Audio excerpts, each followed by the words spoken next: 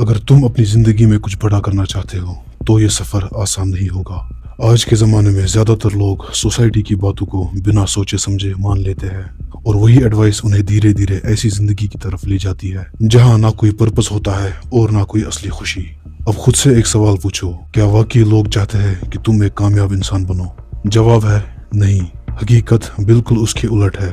جب تم کمزور ہوتے ہو تب تمہیں کنٹرول کرنا بالکل آسان ہوتا ہے، اور تمہیں دھیرے دھیرے کمزور بنایا جا رہا ہے بنا اس بات کا احساس دلائے۔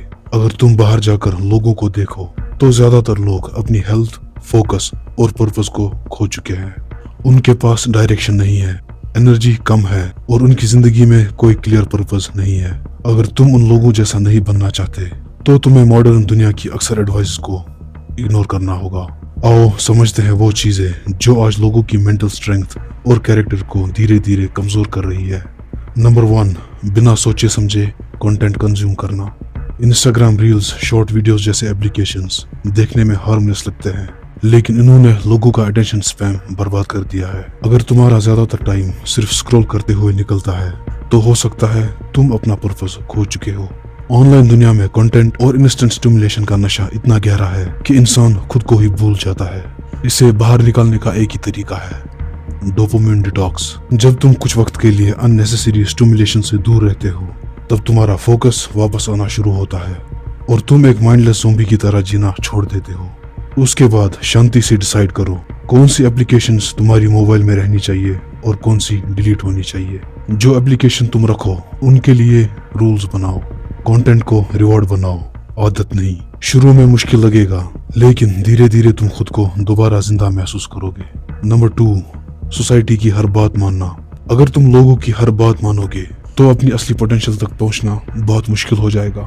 آج بہت سے لوگ ڈپریشن، اینزائٹی اور ہوپلیسنس کا سامنا کر رہے ہیں۔ بچپن سے اگر بار بار تمہیں یہ بتایا جائے کہ تمہاری فطرت، تمہارے سپنے یا تمہاری ایمبیشنز غلط ہے تو ایک دن تم خود بھی اس جھوٹ کو سچ مانو گے۔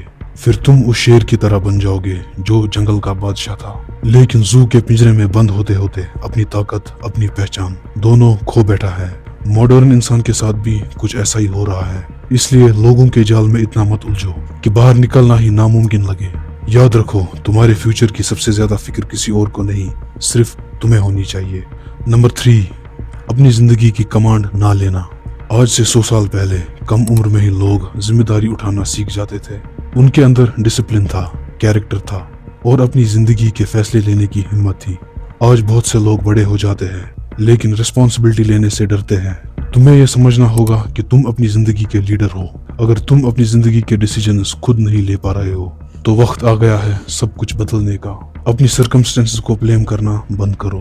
پہلے خود کو سٹرونگ اور کیپیبل انسان ماننا شروع کرو، پھر ویسے ہی ڈیسیجن لینا شروع کرو۔ جب تم اپنی زندگی کی کمانڈ اپنے ہاتھ میں لیتے ہو اور کانفیڈنس کے ساتھ چلنا شروع کرتے ہو تو لوگ خود بخود تمہاری ریسپیکٹ کرنا شروع کر دیتے ہیں۔